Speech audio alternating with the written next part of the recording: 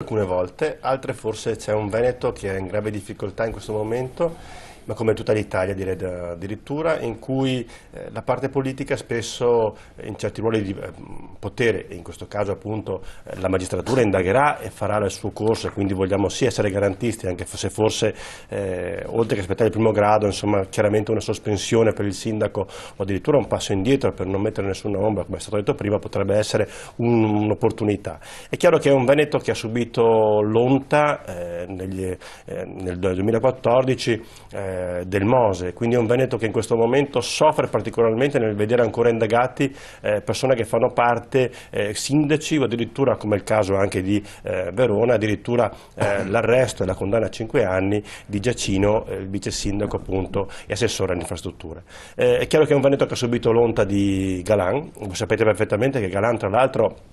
pur avendo chiesto il patteggiamento per il Mose, ricordo che il Mose è un'opera che doveva costare all'incirca 2-3 miliardi di euro, probabilmente 3 miliardi di euro, oggi siamo all'86% del Mose con un costo di 5,6 miliardi di euro e siamo 20 anni che aspettiamo la sua conclusione, che forse avverrà nel 2018. Ha subito l'onta di Galan, ma non solo, anche di Chisso, che tra l'altro era l'assessore alle infrastrutture all'interno della regione del governo Zaia, e quindi è una situazione di grave difficoltà. Sentire continuamente i nostri amministratori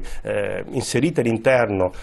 di indagini o addirittura arrestati provoca scalpore, provoca malumore tra le persone. Credo che forse vi sia il momento della parte della classe politica di fare un salto di qualità, di riuscire finalmente anche in Parlamento dove io sono, cosa che sfortunatamente non è avvenuta, a portare quelle leggi che possono veramente modificare l'andamento della corruzione in questo Paese, cosa non fatta. Io voglio ricordare a tutti che siamo arrivati ad un testo dopo 700 giorni.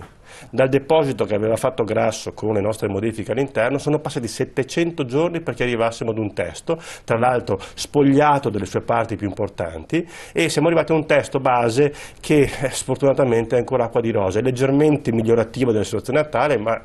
chiaramente manca ancora il falso di bilancio, manca ancora